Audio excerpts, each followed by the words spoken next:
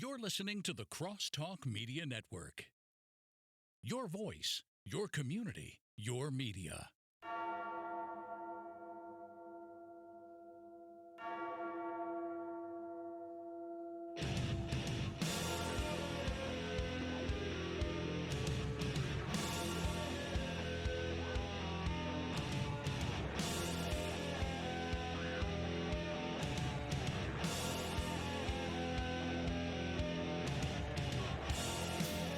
Man, and we thought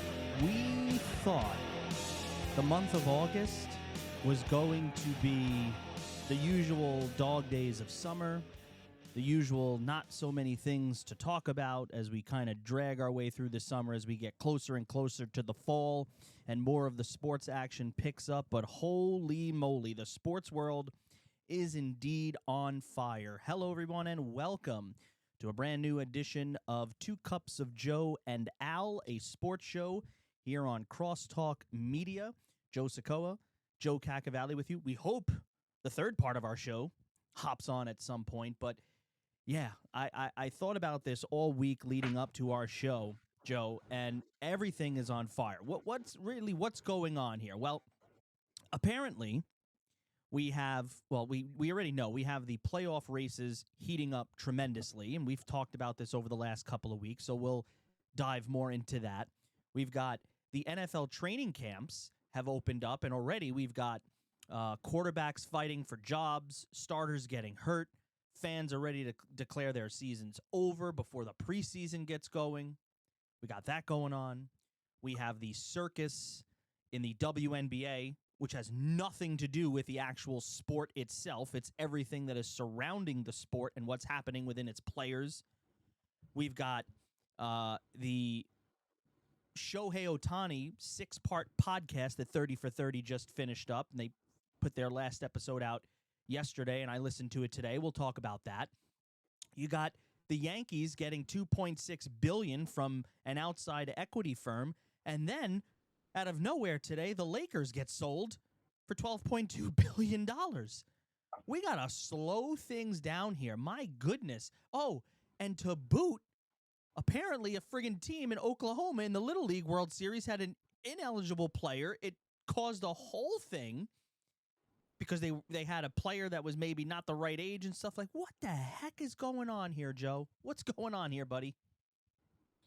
Reminds me of that story. What was it in the 90s? What the hell was it? Was it Danny Almonte? Yeah. Was he in the Little League World Series? Yeah, Like, Danny Almonte. I remember that perfectly. But it's amazing because, and obviously you start to look at the calendar this year. We're starting to get on the eve of the NFL preseason. And, a lot of New York fans, if you weren't, especially if you're a Mets fan, I'm sure you've been looking to start a football season now for the last few weeks. But, I mean, so much has come through the last few days that it feels like just perfect timing for us to be able to take the air. But 100%. And everybody's eating up everything. And to boot it all, it's almost like we could have probably placed a pretty significant bet on who the Knicks opening night banner-raising matchup would be, and they drop it. It's the 76ers and LeBron James. Yeah, not a surprise there, especially when Adam Silver said a few weeks ago, it's like, oh, we're waiting for LeBron to make his decision before we finalize the schedule. And, obviously if he would have been on a West Coast team, like staying with the Lakers or going to Golden State, then that team would have probably played San Antonio on opening night. And then if he goes to an East Coast team, which he did in Philly, that team plays the Knicks. And not really a huge shock, but obviously that's going to be a fun one. I'm just so excited for that night specifically to just see everything kind of come together for one little big push there. Yeah, but I mean, like I said, it has been absolutely an insane week in sports, and it's just getting started here. And as we kind of open up the show here, we talked about it there real quick in the little preview, because we're going to try to get to everything here tonight. That's the goal here, because finally, as Joe, you said, it's working in our favor at this point to talk about things that are not dragging us through these dog days of August as we get closer and closer to the fall. So let's start off with the current MLB pennant races that are going on. And this is our first time we're speaking because you weren't on our trade deadline, after the deadline show. So we really haven't gotten your take on some of the trades that came around, and of course your thoughts on the Yankees barely doing anything here. But things are starting to shape up. But the Tampa Bay Rays, man, holy cow! I actually looked at our standing when we did our prediction show, and my goodness, Tampa has a 6-game lead over the Yankees entering tonight, 9-game lead over Boston. So they are first in the AL East. You got the White Sox at the top of the AL Central. They lead Detroit by 2.5, Minnesota by 3.5, and Cleveland by 4 entering tonight. Then in the AL West, you got Houston back on top, but they're only a game above 500 in first place. They got Texas a half a game back, and Seattle 4.5 entering play tonight. Over in the National League, you got Atlanta, 8.5 games up on Philadelphia as they've started to fade out a little bit. Milwaukee, man, up there at the top of the Central once more. They have a 4-game lead over Chicago entering tonight. And then the Dodgers, who at one point, ladies and gentlemen, had, I think, as much as a 16-game lead in this division. It's been cut almost in half to 8.5 games where Arizona and San Diego are trailing. But I think that's still a little bit too far for those two teams unless the Dodgers, who all of a sudden have become broken and they can't win baseball games after they acquired Tariq Skubal at the deadline and basically putting more of their punch into the World Series automatically. It doesn't look so automatic. So there's a lot of things happening here, and we still got about a month and a half of baseball left. Not to mention the Tigers, the team that traded Tariq Skubal, has been better than the Dodgers since the deadline. It is absolutely crazy, and we talked about this on the deadline special, but we kind of were anticipating this now as we kind of gear up through these stretch runs. First of all, Tampa Bay has won 9 in a row, and did they win today? Let's go see. I think they did. Yeah, they did. 8-4. They won today, so that was their 9th in a row. I mean, they beat the Athletics, but so they hold a 6.5 game lead. The Yankees, who were trailing at one point in the game that's currently going on against Seattle, I believe they're tied now 5-5. So it has been absolutely crazy, and it's starting to become a logjam because if we look further and we look at the wild card, because that's going to be your playoff races, it's going to be the wild card. Most of the divisions, like I said, 6.5 is not bad for the Yankees. Detroit is still hanging in there. Texas is there, and so is Seattle, but it's just crazy because these teams are under 500, and we've talked about this for the last couple of weeks and how there is such a just parity in this league between the American League and National League. It's literally night and day at how much better some of the teams are in the National League. But the Braves have a 9-game lead. The Dodgers have an 8-game lead. They seem pretty comfortable right now, but again, the wild card is where we're at. So let's take a look at the American League wild card. You got the Yankees up in that first spot, so they're a plus 7.5. So they have a comfortable lead in the wild card, but they only have 3.5 games up on the Red Sox in that race. Texas occupies the third spot. Now, Texas occupies that third spot at exactly 500. You then have the Tigers, a game below 500. They're a half game out, but they're 8-2 in their last 10, as you mentioned there, Joe. Minnesota is a game back, but they're 2 games under 500. The Guardians, Minnesota's 1 game back. The Guardians are 2 games back, and they're 4 games under 500. Toronto's still in it, 2.5 games back of the wild card, and they're 5 games under 500, as are the Baltimore Orioles, who are 2.5 games back. And you could go even further down to go to the Seattle Mariners, who are 56-64, and they're 4 games out of a wild card spot. So it is absolutely bonkers in the American League. And it's ironic, too, because you look at a team like the Orioles, who trade their franchise catcher to a division rival, and you would have thought, okay, they're probably packing it up on this year, but they're kind of hanging around. The Yankees have just gotten unlucky that the 2 teams that are hot right now just both happen to play in the division. I mean, the Red Sox have fallen off a little bit, but you got through the All-Star break and into late July, they couldn't freaking lose. Oh, my God. It is just absolutely crazy. And then you take a look at the National League. The Cubs occupy the first spot. They have a 7-game lead there. The Padres are up only by a game in the second wild card spot. Right now, deadlock at the third and final wild card spot are both the Diamondbacks and the Phillies. Not only both of those two teams have identical records in the standings, but they're also on identical 5-5 streaks in their last 10, and both teams have lost 2 in a row. You got the Miami Marlins, who have been up and down, but they're above 500. They're 2 games back of a spot. They've won 3 in a row, 6-4 in their last 10. The Cardinals are 2.5 games back. They're 7-3 in their last 10, and they're a game above 500. The Nationals are 4.5 games out. The Reds are 5, and then you could go as far down as the Pittsburgh Pirates at 5.5 games back. So if you take a look at the wild card, ladies and gentlemen, there are literally only 3 teams out of the race, if you really want to look at it. Kansas City, Oakland, and the Angels in the American League. And then the Mets, Giants, and Rockies. Meanwhile, the Mets have gone 6-4 in their last 10, but they're still 10.5 games out. I mean, these are a lot of different mountains to climb, especially for all of these teams. But, Joe, I have to tell you this.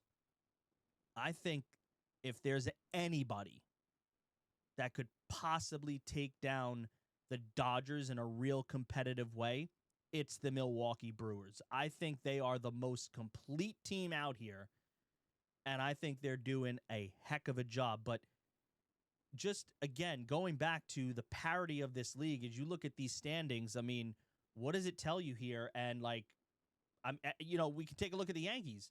Should we just concede the division and just focus on the wild card? What are we doing here? Well, it's a rough thing to be a part of because at this point, you're what?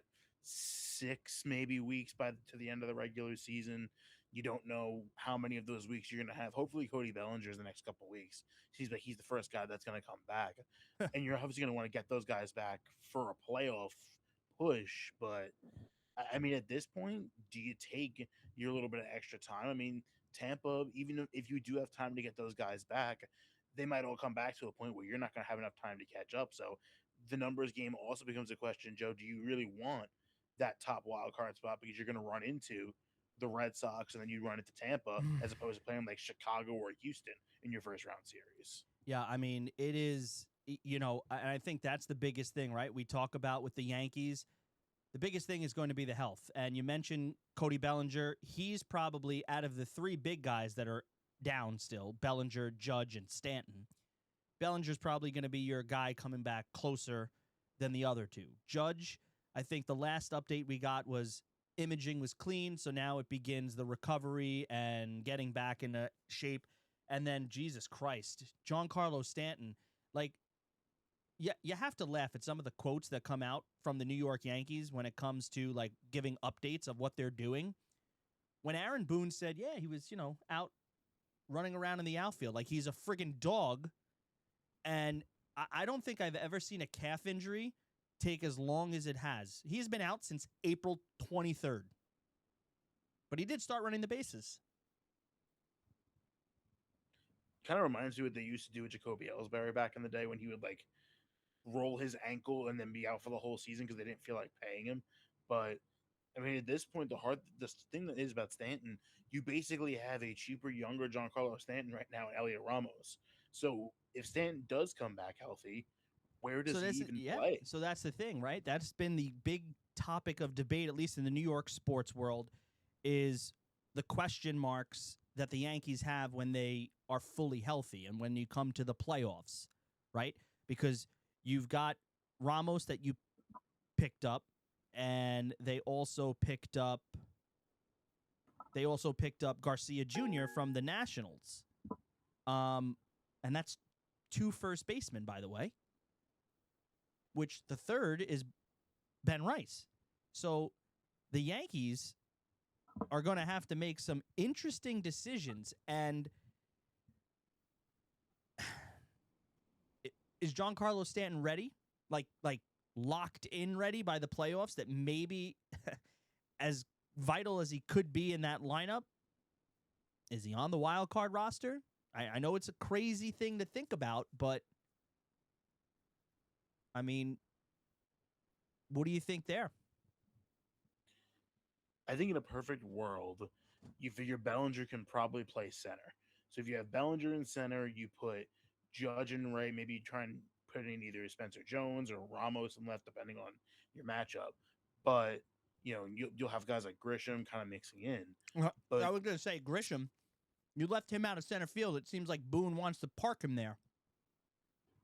I've been trying to leave him out of center field since last offseason, but clearly people in the Bronx don't agree with me.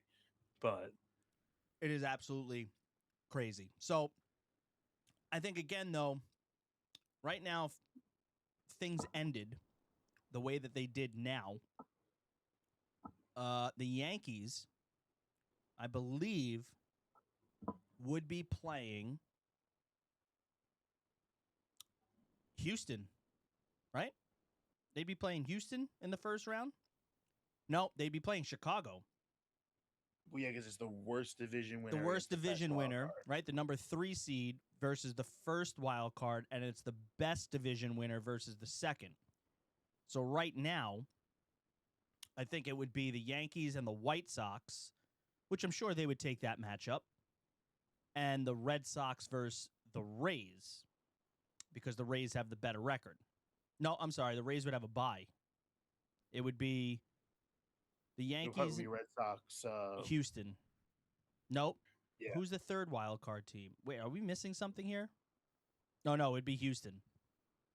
That's what I mean. I can't like the whole format of the playoffs.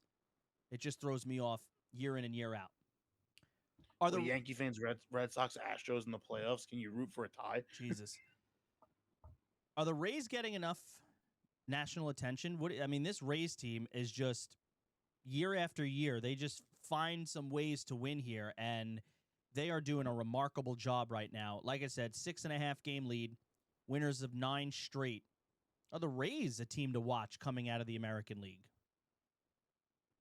I feel like we asked ourselves this question every year: is this team being paid enough attention? And it's kind of funny, Junior Caminero is their superstar, and I know we'll talk about Ohtani later. I bet the Angels are kicking themselves because the Rays were going to give him friggin' Caminero and another prospect for Ohtani at the deadline a couple of years ago, and the Angels said no. So go figure.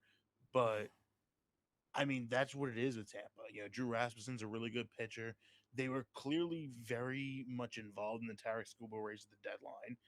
They are I would even say that they're not really the small market penny pinching, let's just sell off everybody when they get good Rays there were before. Now I'm sure part of this has to do with the fact that they're playing for a new stadium every year, it feels like.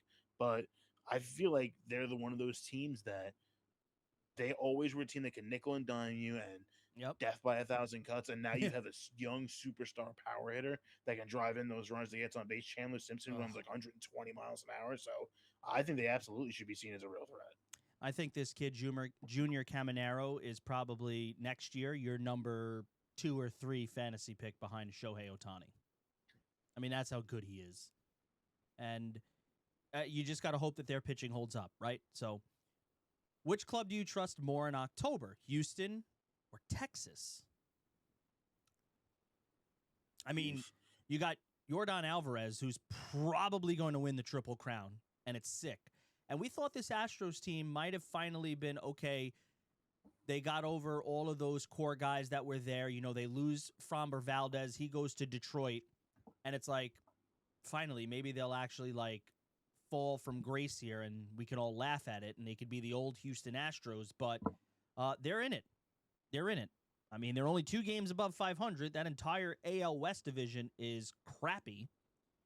But they're in it. But if these two teams, I feel like there's more talent when it comes to the Texas Rangers, and it's like they're stuck in the mud somewhere. They're kind of reminding me of those Seattle teams where they have the talent to do something, but who you trusting right now? You could say for Texas, a lot of the pieces that are still there were there in 2023 when they won the whole thing. Corey Seager was there at that time. Josh Young was there at that time. So, there's still some holdovers there. And obviously, they're pitching up top if they stay healthy with DeGrom and Eovaldi. They have all the pieces there. And you wonder if they're like a sleeping giant kind of thing. But, look at the Astros. The Astros have benefited from Texas being below expectations, Yeah. the Mariners being far below expectations. I mean, I had them in the World Series, so that was Jesus. that's a big shock right there. So they're kind of picking up the pieces, and look, they have enough talent to get by. I mean, that's going to be one of those coin flip series that you could see that series going 5 games and just be in one or two key plays coming down right until the end. I think they give Texas a slight edge, like you said. I think there is more talent there when push comes to shove, but I feel like it's very hard to be a team that kind of underachieves all year and then walk into a playoff series and immediately just flip the switch and not have that mentality bleed over.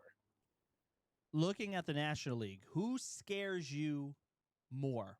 The Cubs, the Phillies, the Padres, or the Diamondbacks?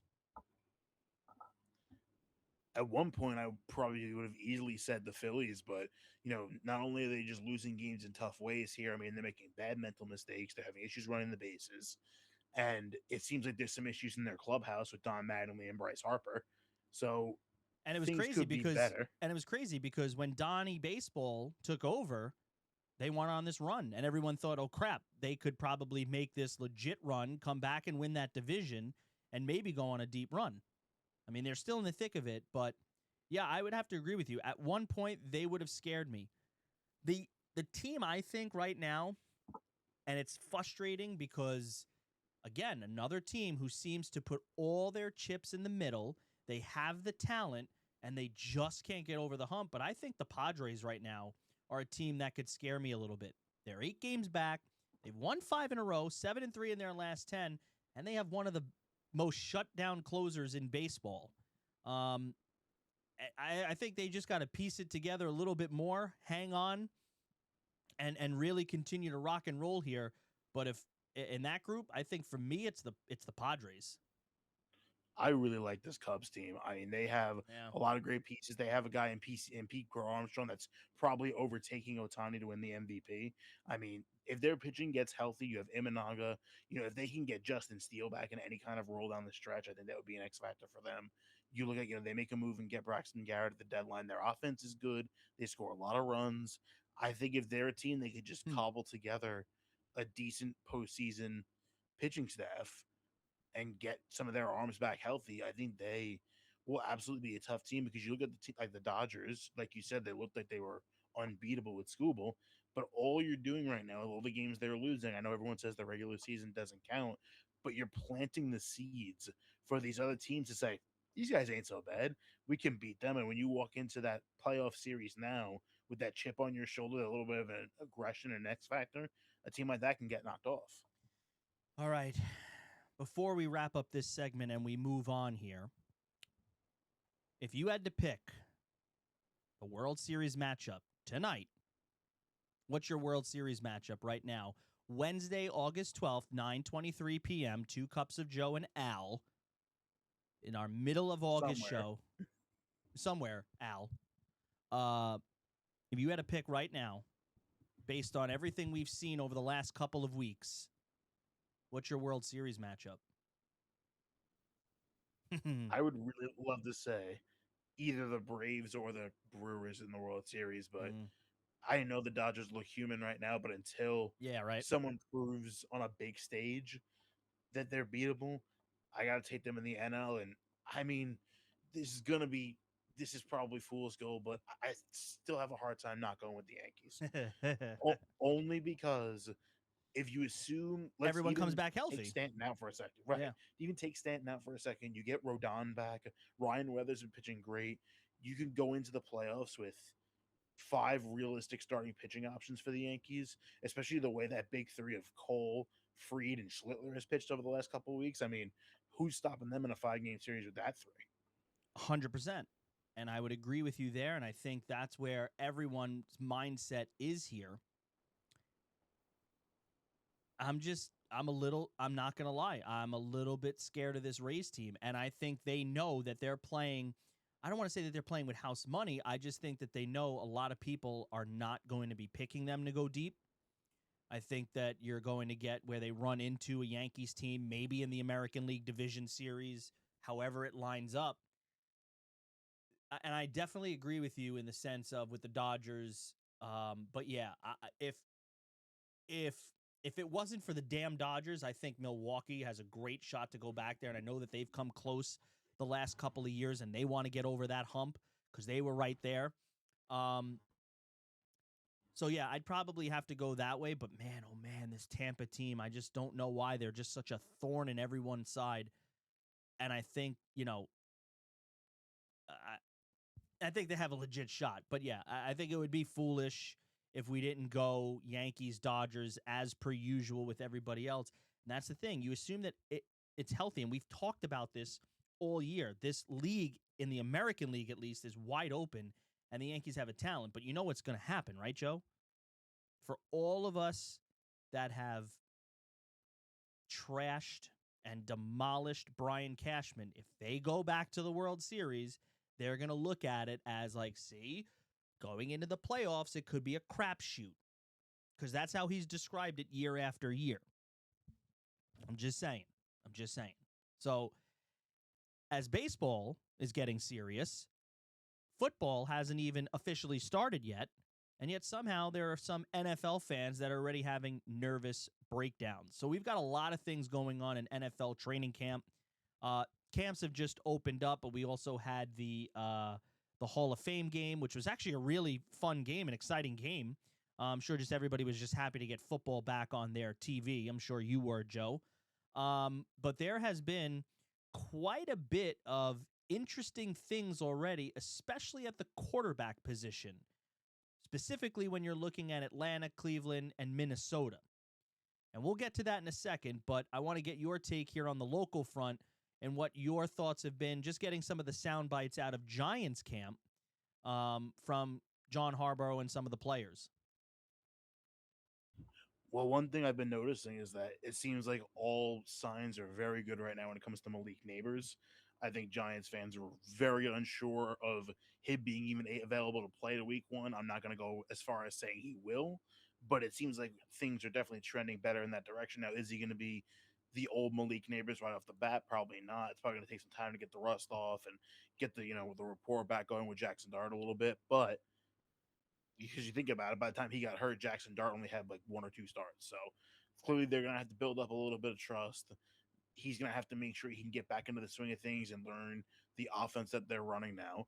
But it seems like health-wise, after some doom and gloom reports coming into the offseason, it sounds like things are trending in the right direction for him. It sounds like things are also trending in a good direction when it comes to the health of Cam Scatterbo, botched backflips notwithstanding. I mean, But yeah. They're also getting some renovations done. Harbaugh comes in, listens to his players, and some things are getting done around the facility. Haven't really heard too much out of Jets camp unless I'm living under a rock. And again, this is where Al, who's our third counterpart of the show, is right now a no-show. Unprofessional. How dare he do that to our one or two listeners that are listening? But I want to go to the quarterback chaos that's kind of making their rounds around the league right now. You take a look in Atlanta. Tua is getting the preseason start while Michael Penix Jr. is continuing to work back towards full participation. But the staff has said that they're not framing it as a final week one decision. In Cleveland, you got Deshaun Watson and Shedeur Sanders. They're both scheduled to get some preseason starting opportunities as they evaluate the quarterback situation. And then probably, I guess in my mind, I'm going to get your take on this one, a little bit earlier than expected, but Minnesota has named their week one starter, and it's Kyler Murray over J.J. McCarthy. So, Joe, what's your take on those three quarterback situations right now? Well, one thing I will say, non-quarterback related, a positive thing for Jets fans. I'm hearing very good things about David Bailey, their first round pick. So there's some hope for you to have. But so I mean, the one I think the Minnesota situation with JJ McCarthy and Kyler Murray, I think is not a huge shock, and I think it says more about just how far JJ McCarthy's stock has fallen at this point in his career. Then I mean, because Kyler Murray is coming off pretty much a lost season last year in Arizona. Seemed like he kind of injured and kind of worked his way out of the Cardinals system, and he's going to be playing with a lot to prove. you're also surrounding him with some pretty good weapons if he could stay healthy. I mean, anything could be better than what McCarthy was doing last year because now you have JJ who lost his entire rookie season due to an injury. Now he's looked not great as the starter.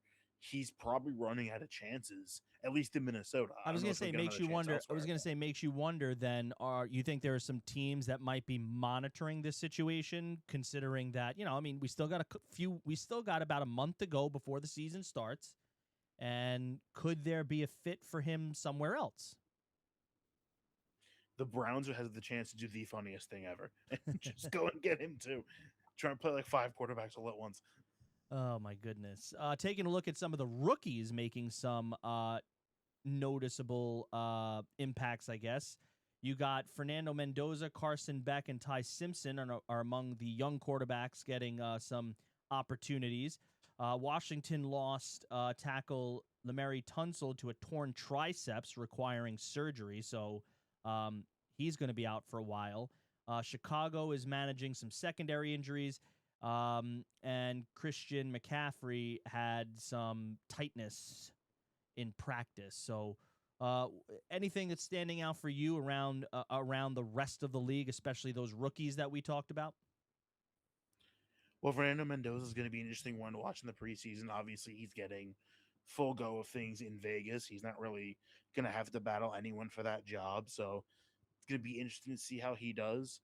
I think someone like I think even a second year player like Shador Sanders, is he going to get any playing time? Is he going to get an opportunity to maybe seize with a time with Cleveland? Because, they don't know what they're doing. And of course, you hear someone like Christian McCaffrey, even if it's an early little thing in the preseason with him, you always kind of hold your breath a little bit, especially with freaking San Fran. I mean, every year it seems like half their team goes down with injuries. It's that freaking power plant they're working out next to. Yeah, absolutely. I mean, I heard crazy things about that, right? With that substation plant or whatever.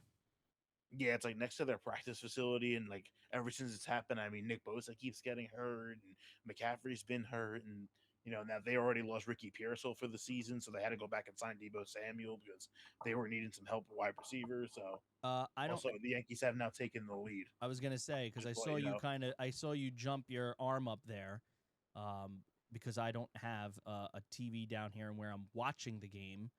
Um, even though I could be watching it from my phone, but we have a show to do here, all right? What do you think? Kind of wrap this up here. And by the way, shameless plug. Okay, Crosstalk Media. If you go on crosstalkmediahub.com and you go under the tab where it says fantasy, oh yeah, free of charge, a complete draft kit. Is a guide to help you for your fantasy football needs. And I think that's something that we're going to hone in on in the next couple of weeks as we get closer and closer to the season. We'll have our full NFL preview, including drafting. What happened? I saw your face. What happened? Just a hot shot of the middle by Rice that almost like decapitated the shortstop. Oh, but Jesus. It's 7-5 Yankees in the bottom of the seventh. Nice.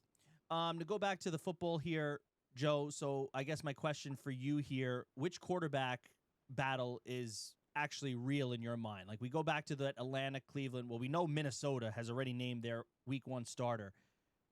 What do you think is going to happen here for Cleveland? Who's going to get the start here? And if it is Watson and not Sanders, do we have an indication that, he's going to be okay with that if he doesn't get the start? I mean, he's a rookie, right? So, but what's your take on, like, what's going to be the real quarterback battle here?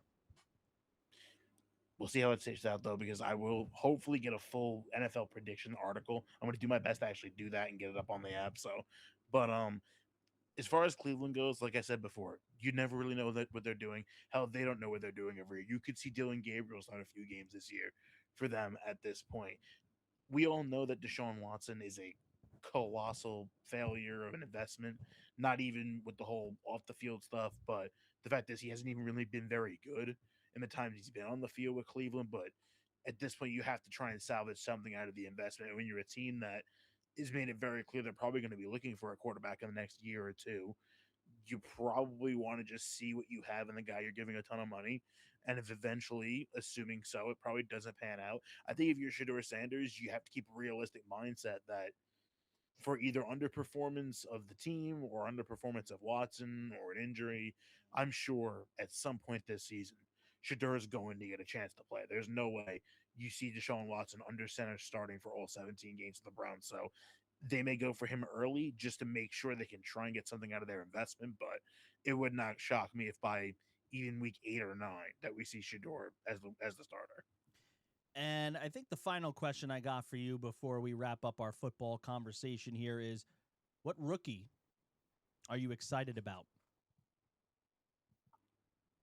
Well, obviously, as a Giants fan, I'm going to be a little biased to say Arvell Reese because he's going to be a big one. But I am interested to see what Fernando Mendoza does in Vegas. I don't think we saw him coming into the draft. Everyone agreed he was the best prospect, but I think when you saw guys like Trevor Lawrence and Baker Mayfield come into the draft in the past, they were considered more polished, pro-ready type of guys. I think Mendoza is definitely going to need some work, and he's going to be in an absolute lion's den of a division. You know, you see where if Patrick Mahomes, how he is coming off his injury, but the Chiefs are always tough. Denver, if Bo Nix doesn't get hurt, is probably playing the AFC Championship game. The Chargers are always good, so he's gonna be in for some tough waters early on. But I think he's gonna be someone to watch, and even someone like Jeremiah Love over in Arizona, because with Jacoby Brissett starting, they're gonna run the ball a lot with Jeremiah Love. So I want to see how he does. He could be this year's fantasy Bijan Robinson, where everyone flocks to him as an early round running back. As you know, the Cardinals are just going to run him, give him the ball in the passing plays, whatever it takes, because he's going to be an instant game changer in their offense. Well, it's all going to be interesting to see. And again, we are going to have our full football preview show a little bit later on as we get closer to the season, just a couple of weeks away. And, of course, giving you all the latest fantasy. But, again, if you want to look at legit complete draft kits, 12-team league, the PPR, and all that stuff, go to crosstalkmediahub.com for your free fantasy guide. You're listening to 2 Cups of Joe and Al. Well, tonight it's just 2 Cups of Joe. Joe Soccoa, Joe Caccavale here on the Crosstalk Media Radio Network. And we said at the beginning of the show, because now we got a couple of pieces of business out of the way, that the sports world is on fire. And there's quite a bit of conversation that has been thrown out there. And the next part of this is we're going back to a baseball story here. And I'm not sure if a lot of people listen to it, but I highly encourage you to listen to it. I know, Joe, we talked about this a little bit, but ESPN's 30 for 30 podcast just completed the Betrayal of Shohei Ohtani, which was a 6-part investigative series hosted by Tisha Thompson. And basically, the series, it's not it is rehashing it, but you're also hearing never before heard interview with Ippei Mizuhara, who was the interpreter for Shohei Ohtani. So the series revisits Ohtani's relationship with former interpreter Ippei Mizuhara and the illegal sports betting scandal. ESPN says it included a previously unheard Mizuhara interview, access to bookmaker Matthew Boyer, a federal agent, some federal agent interviews, investigation communications, and new reporting about how the relationship collapsed. And then Mizuhara admitted stealing more than $16 million from Ohtani. Look, we all know baseball swept it under the rug. I highly encourage you to listen to it, because if you listen to it, the first 2 episodes kind of teases a little bit like, yo, did Ohtani know what was going on? And again, for those that didn't listen to it, I'm not going to try to spoil it for you, but there is a part in that interview is, so Tisha Thompson has this story, right? She's the one that's going to publish it, but she's publishing it under the impression that Shohei is somehow connected to this. And Ippei Mizuhara tells her Shohei was with him. Shohei, he had to go to Shohei and ask for the money. Shohei was with him to make sure he can do the wire transfers, because Shohei was the only one that obviously had access to his bank account, but so did Ippei. we find out later on. So he goes and tells this whole story to Tisha Thompson where it literally implicates Ohtani not betting on games, but making payments to this bookie. Then, what did she say? 12 hours later, 16 hours later, the story completely changes.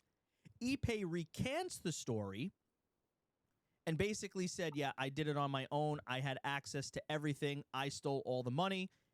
Ippei hits the fall. He goes to jail. He comes out in 2029. The other interesting part was, and Joe, did you listen to the final episode? I listened to the first. I think I got to 4. I got to catch up on the last 2. I won't give too much away, but even in this last episode, because by episode 4 or 5, you start to hear now the real investigative story of it, and the whole thing is like there are quite a few people, including Tisha, that were just like, this is not adding up. Like all these details, like how does this guy have access to your bank accounts? They talked about, he portrayed, a lot of people portrayed the relationship between the two of them as more than friends, like brothers, right? And realistically, the way it kind of wrapped up for me today is the way I look at it is I don't believe Ohtani did it. I do believe he had to know. Like, I don't believe Ohtani bet on anything, but I do believe Ohtani had to know what was going on, even though they're claiming he didn't. And why did this guy recant the story 16 hours later when the Dodgers had a crisis person with him on the phone for that interview when he was giving all those answers? Immediately, Joe, my first thought when you listen to that first episode and you heard that, I was like, I guarantee you that the crisis manager that they had in there didn't realize how honest Ippei was going to be or how that interview was going to go. He probably brought it back to the people that needed to be informed about it, and I think they needed to get their story straight. Now, there is investigations that happen through the FBI, and there's proof and evidence that Ippei called and imitated being Shohei Ohtani. So those are some of the things you hear in this podcast. So that's why if you haven't listened to it, I encourage you to listen to it. But, Joe, first off, again, this was something that happened last year, but it's now resurfacing through this podcast. What was your immediate thoughts when you started listening to this or you knew that this was out there? So I think, like you kind of alluded to, I think it had become clear through the episodes that Shohei was not the one making the wagers. Now, at worst, I think you can say that Shohei is guilty of either we want to say being too good of a person or trusting his friend too much.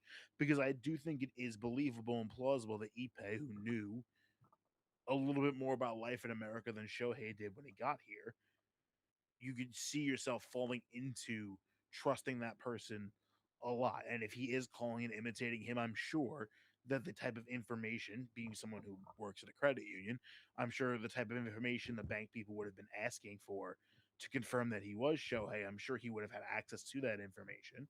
So I don't think it's completely implausible.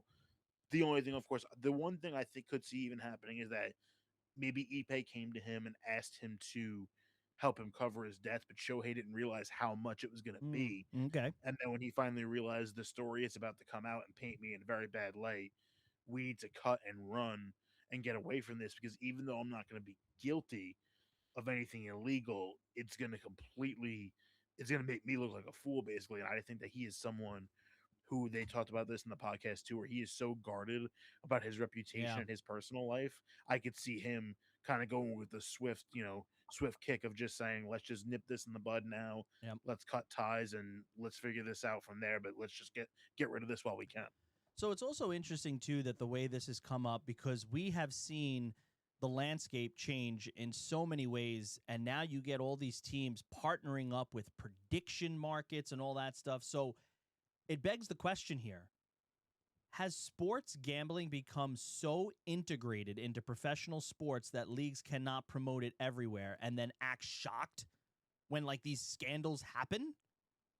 Like, they're promoting this everywhere, and then you get a scandal. I mean, we're talking about, they said this guy was making 24 bets a day. He made 19,000 bets in 2 years. And you tell me That's not a one lot was of on gambling. baseball. I find that hard to believe. Yeah, right? Not one was on baseball. Because that's What are you betting friggin' Turkish League darts at 4 a.m.? I mean, people were going. Listen, people were stretching it during COVID when big sports things were down. People were stretching it there, and that's the thing is that like has legalized sports gambling created an environment where scandals like this are inevitable. We have heard even after the Ohtani stuff, basketball players being investigated, baseball players. Emmanuel Clase, one of the premier closers in the league, has been thrown out of the baseball because of those types of things. We're heading into very, very dangerous waters with this, and it just keeps getting bigger. And now teams are cashing in on these predictability markets. And I get it. It's all for getting more money, getting more revenue. That's a lot on these players. It's like, can you imagine, if you never heard of or have never watched the movie, the Black Sox or 8 Men Out, when they were caught for gambling, throwing World Series games, I mean, we're on a whole nother level now. And these things were going on in the past. You mentioned the Black Sox. Pete Rose, obviously, is a well-known example of it as well. Yeah. And now like you said, it is difficult because it's hard to prevent the muddying of the waters. And you're sending a bad look when, I think it was the quarterback for, God, his name escapes me now, that just got suspended and kicked out of the NCAA for sports betting. Oh, I don't know. I didn't even see that. I'll find his name. But you're basically, they were talking about how he was getting suspended for sports betting, and they said, here's how his suspension affects the odds for his team to win the national championship this year. I mean, like, it's so interwoven now. And I think college sports is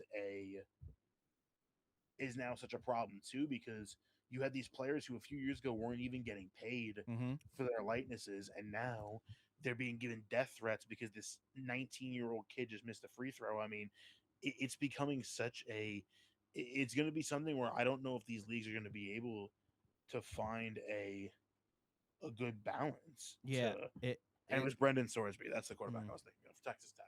Yeah, like I said, I think we're heading into dangerous waters. And listen, it's no secret, we love our gambling. We're degenerates. We love it. We'll get pissed off, especially. But then when things start to get a little fluky, because it makes you wonder if there are players that are purposely doing things, especially with prop bets and all that. And I think I saw something the other day where I think there's actually a couple of lawmakers who are trying to eliminate like prop bets on individual players because of these things that are happening that you're saying. I'm not sure where that's going to go, but it's something that I think leagues need to look into, and I think that's something that needs to be combated because it's getting worse and worse. And again, you take a look at the things that have happened after this Ohtani thing, right? Go back to what was his name? Steve Donahue, the referee for the NBA, right?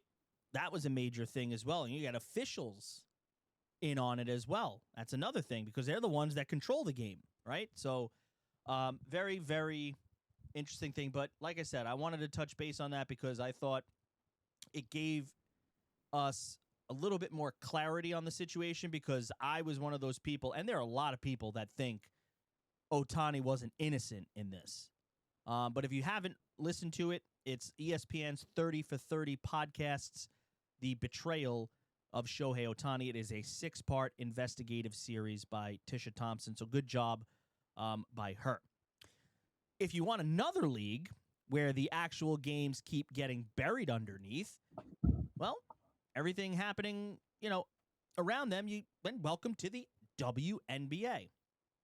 Now, there are a lot of people, and I'm sure that don't really recognize the WNBA as a professional sport, but it is. But my goodness, what the hell is going on? Now, the WNBA is heading to a pretty exciting playoffs from all indications, but we have so many things going on. So let's take a look at the circus that has followed. Now, if you haven't been following this, because it's all over the place, so the league is dealing with some controversy over transgender player eligibility after public comments from players. The current CBA says only women are eligible but does not contain specific transgender player provisions. And league leadership has said the issue will continue to be discussed with the teams and the Players Association. The controversy has spilled into the arenas, including competing demonstrations and a league suspension and a fine involving Seattle Storm co-owner Celeste Keaton after an incident with fans. And then what really, I mean, there's been a lot. Everyone has been beaten up on Caitlin Clark, who I thought has probably, that's the only reason why I know anything about the WNBA is because of Caitlin Clark and how tremendously talented she is. Then you have the situation that happened earlier in the week, which was Chicago's, I don't even know how to say her, what is it, DeJohni Carrington. She was ejected for a flagrant 2 foul on Sophie Cunningham. Now, Sophie Cunningham has also been very vocal of things, and she has said some things that many people agree with, and I think this was a retaliation. And Carrington was ejected for a flagrant 2 where you want to go and foul somebody. She legit like clotheslined her, forearm over her face, bloody lip. And then it was after the fact that the Fever head coach, Stephanie White, faced criticisms because her initial reaction, she didn't defend her player. She said it was a hard foul. She said she didn't see the play. Meanwhile, there's pictures, there's a still shot of the picture of the play, and White is looking at it. Then a whole firestorm comes out. How does she not defend her own player? And a lot of people calling for her to be fired. She then has a pregame press conference to discuss all of this. Now, this is a few days after the fact and all of these negative headlines. She gives her statement. It was very fiery. She went on a whole thing. Love will win. Grace will win. I always have my players back.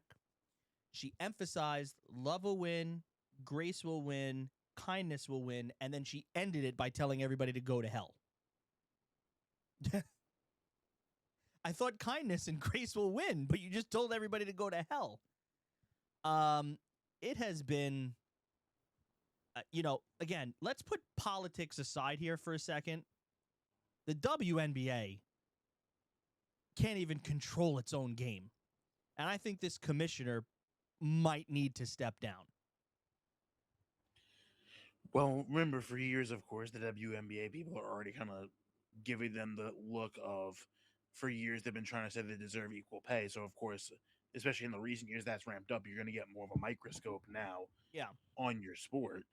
But you mentioned players like Caitlin Clark. You have players like Sabrina Ionescu and Angel Reese that have brought more eyes onto the game. And it does seem like, Joe, there is a disconnect and a divide of how to handle certain players, especially ones that kind of, give a little more back talk and go back a little bit against what's the officials or other players. And there's very clearly a disconnect in the code of conduct, the way you're going to be handled. If you're going to be expanding your game and adding all these new teams and putting more revenue into this league, you're going to have to clean some of these things up, because sponsors are not going to look too kindly on players getting clotheslined and coaches having these kind of press conferences. Yeah. And it's gotten a lot of attention. And, you know, that's the thing, right? The game wants to get attention. They want to put eyeballs on it, but they're putting eyeballs on this for all the wrong reasons. And then you get this thing, and listen, you know, we try to do our sports show here. As people know me, you know, I have a political side as well. But putting this all aside, again, I'm not even trying to get into this. I firmly believe no biological man should be playing in a woman's sport because I think that there's an advantage to that. That's my opinion. I stand by that opinion. So I don't think the comments that Sophie Cunningham said were wrong. I think she was perfectly right. Okay. And I just think that there has to be these clear guidelines, okay? Because now, whether it is a circus act or not, now you have players, former NBA players, like Royce White and Enes Kanter, who have now decided that they are going to be making themselves eligible for the WNBA draft because there's no clear guidelines through the WNBA of what a woman is. This is the type of circus that has been surrounding the WNBA. Look, as Joe mentioned, with the players that are coming in with the talent that they have and the eyeballs that they're bringing, the WNBA has a PR problem right now, and it's a bad one. And it's one of those types of PR problems that could become so uncontrollable that it might need a new leadership to right the ship. And I think that's what the biggest thing is now. And I think this is going to be something that is going to be a major headline heading into the playoffs, a major headline heading into the off season. And I just, like I said, I think there needs to be a new leadership. And it's really funny because a friend of mine, and I'm sure you all know who the name, Linda Cohen, who has her own show now on YouTube, The Linda Cohen Show, 3 days a week. Glad to plug it for her. Like I said, good friend. We talk on the phone. We met at a Ranger game years and years ago. And she was toying around with the fact that maybe she would step in and be the WNBA commissioner. Hey, she's not with ESPN anymore, so why not?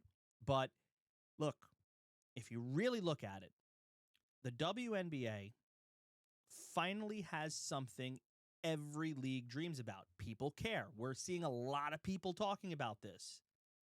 The challenge now is figuring out what they are caring about, right? Because forget choosing political teams for a minute, right? Every time the basketball starts taking the center stage, something outside the game seems to take it back, right?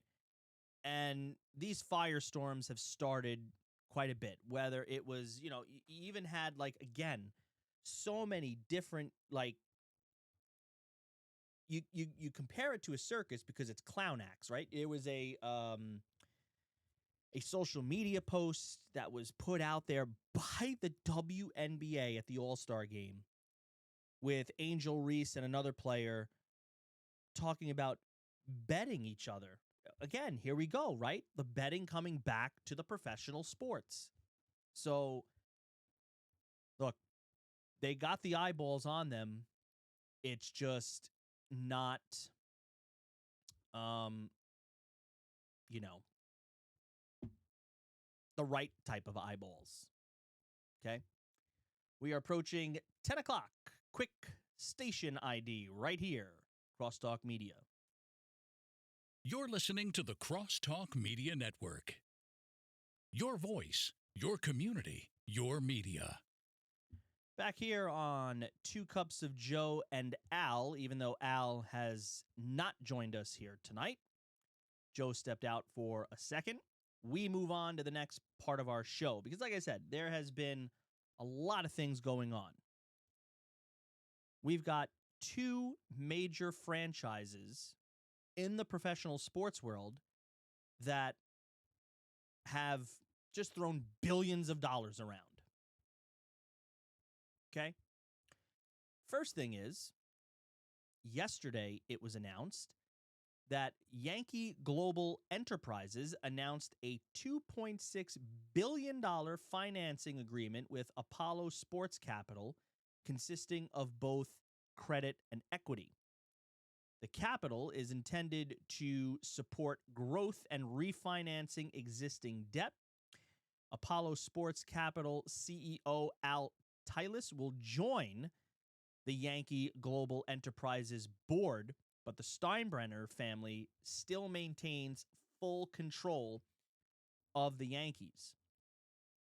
Yankee Global Enterprises also holds interest beyond the Yankees, including the Yes Network, Legends Hospitality, NYCFC, and AC Milan.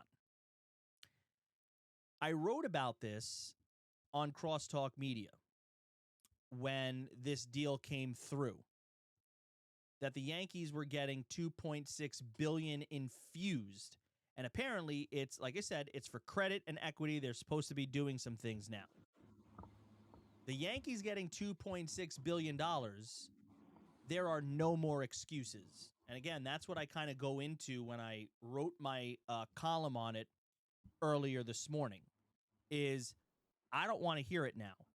Okay, yeah, you're refinancing some debt, but according to these reports, it's not as much debt. It's just about, putting some more money into some new projects within the team, but then also covering some debt. So it makes you wonder, though. I mean, can you imagine?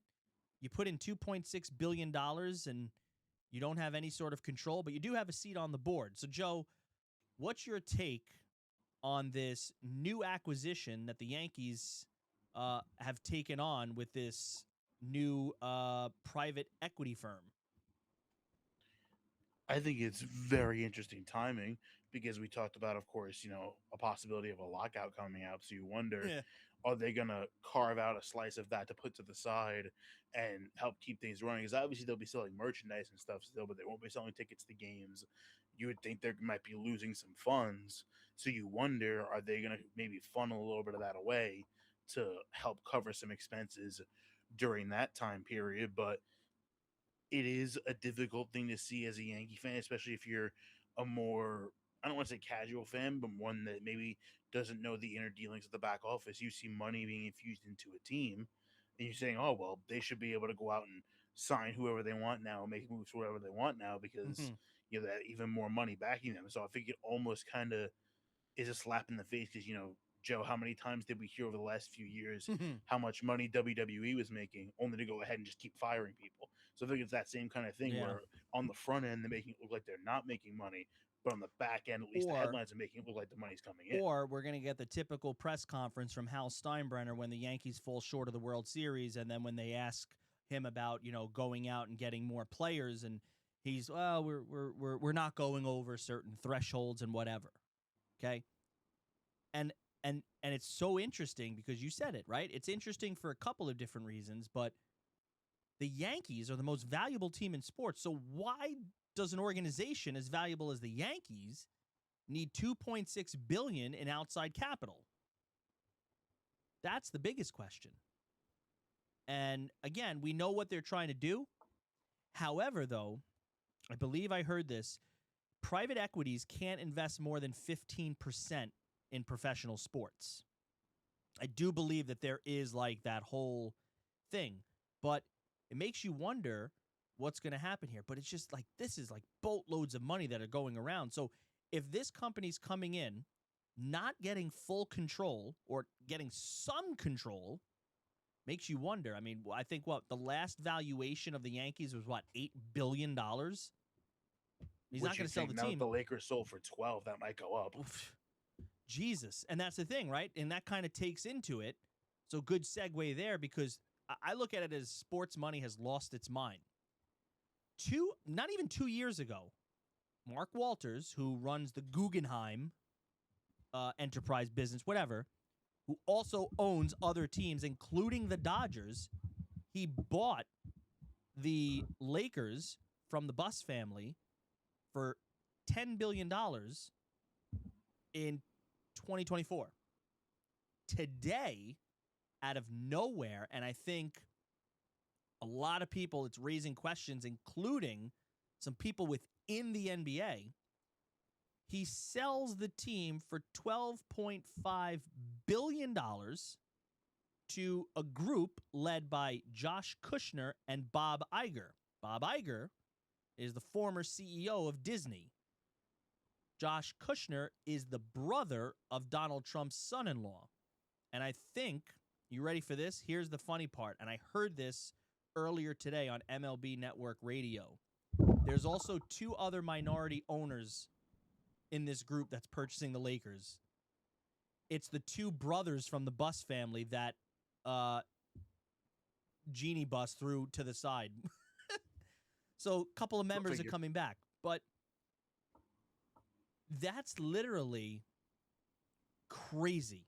So he made $2.5 billion, but also the other thing is that Mark Walters is under some sort of accounting scheme investigation that the federal government is looking into, and I think that's part of what the reasoning was. The selling was apparently he has like billions of dollars of loans out that he probably now needs to repay, and that's why this sale comes. And it just makes you wonder about the Dodgers.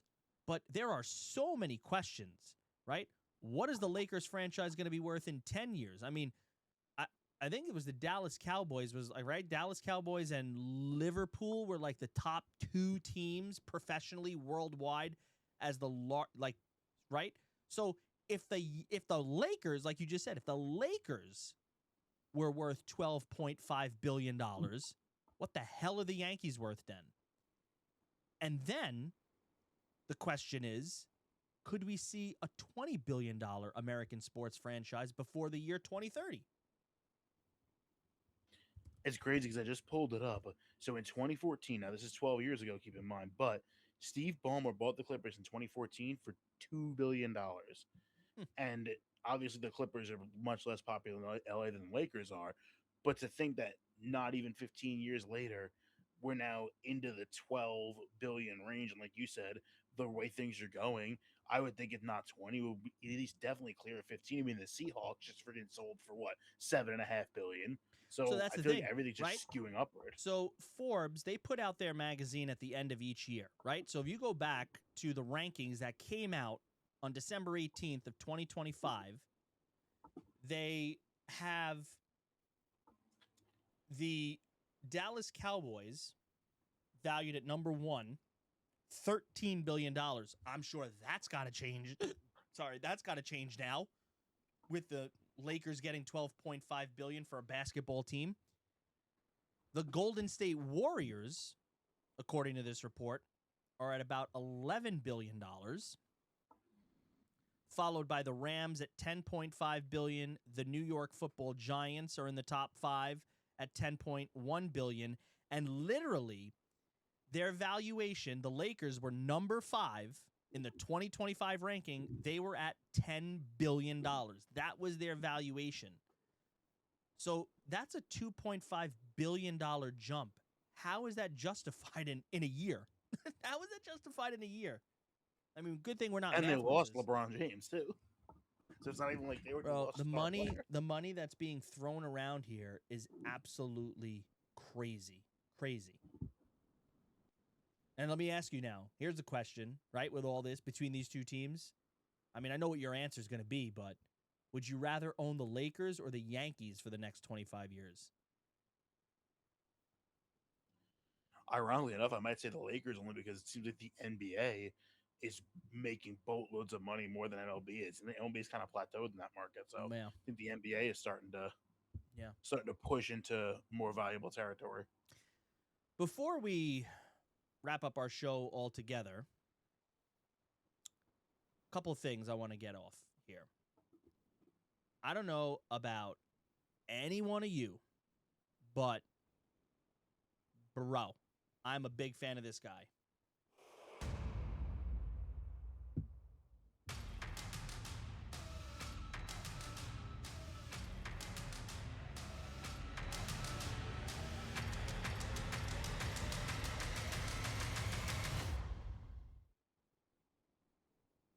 Big fan.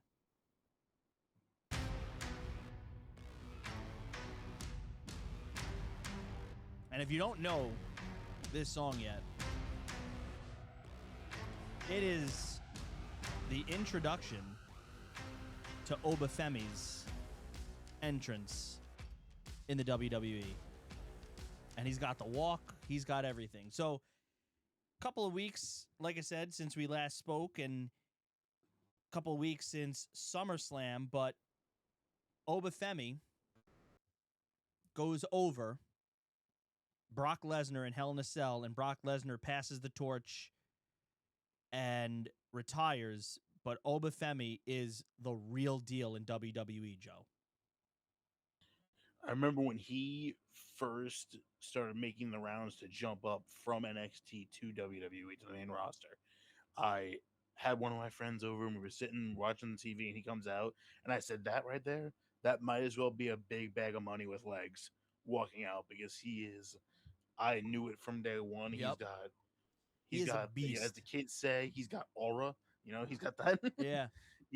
When a guy like Brock Lesnar, who, let's be honest, Joe, I don't know if we've seen an athlete like him in our lifetime between college wrestling and pro wrestling, UFC, NFL. He did everything. So for him to come out and say this dude's for real and he just Yep. beat my ass like that, that's as big of an endorsement as you can get. 100%. And that's what a lot of people were talking about in the fact that, Brock really wanted to put Obi over and the crowd loves him. And yeah, you said it too. I really am looking forward to when the Little League World Series gets going here, how many kids are going to be doing the Oba walk.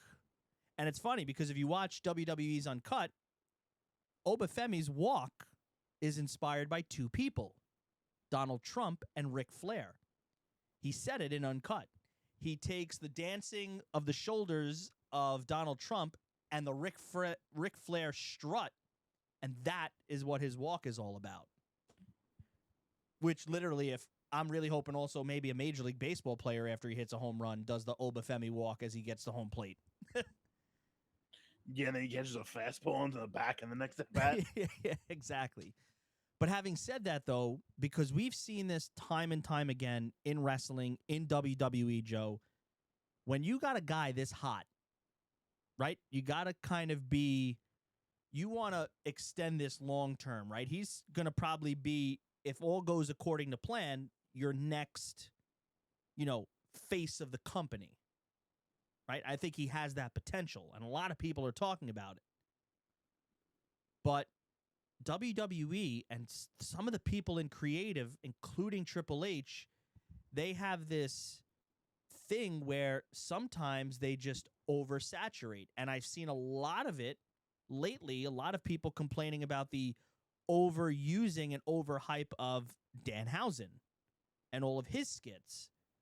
So a guy like Obafemi, they have to be real, like, strategic with.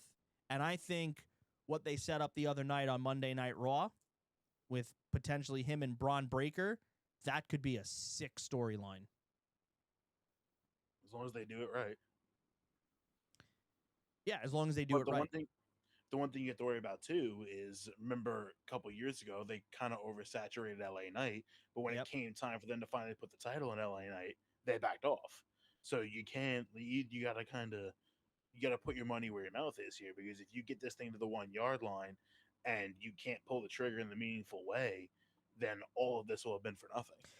And that's what's interesting, because I know that there are a lot of wrestlers that don't like this WWE Uncut, which is on Netflix, which is basically taking you behind the curtain because, for years and years and years, the wrestling business was a sacred, it was a show, right? We all knew it was scripted, whatever, but I like it because it gives you the insight of what the hell are they talking about? Like, you could then have a conversation and disagree with some of the creative direction. And I think, it also kind of, I think it's a way of Triple H to be like, there's methods to all these madnesses and you have to see it come to fruition type of thing by giving people this access. But he's been under a lot of heavy scrutiny lately, especially with creative. And I think the next pay-per-view coming up is it Survivor Series War Games?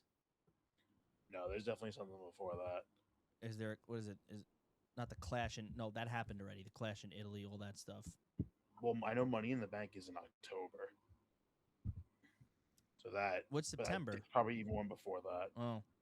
There's so many. I can barely even keep track of them. But hopefully he doesn't do anything to ruin Obafemi, but that's also been good. All right. Pretty good show. Action-packed. A lot of things going on. The races are heating up. Do we have a final go-home here on the Yankee game? Did they win? Yep, they win at 10-5. Nice. That's a big win right there. Especially with, was Boston idle, or did they play today? Nope, Boston lost today. So, that's big for the Yankees there to come back and win that game. Cubs also won. White Sox also won. Marlins also won. This is going to be a real interesting run here in the last month and a half of the Major League Baseball season. That's for sure. Not sure if you watch it, but I'm putting us out. Ted Lasso is back, baby, on Apple TV. Have you ever seen Ted Lasso? I don't have Apple TV, so that's one of the things I know I've been missing. Oh, my God. What a great show. So happy that it's back. But I do have the first 3 episodes of season 4 of Reacher that I get to watch now, so I'm happy about that. There you go. Any final words, Joe, before we end the show? I am very happy to have football back in a limited capacity.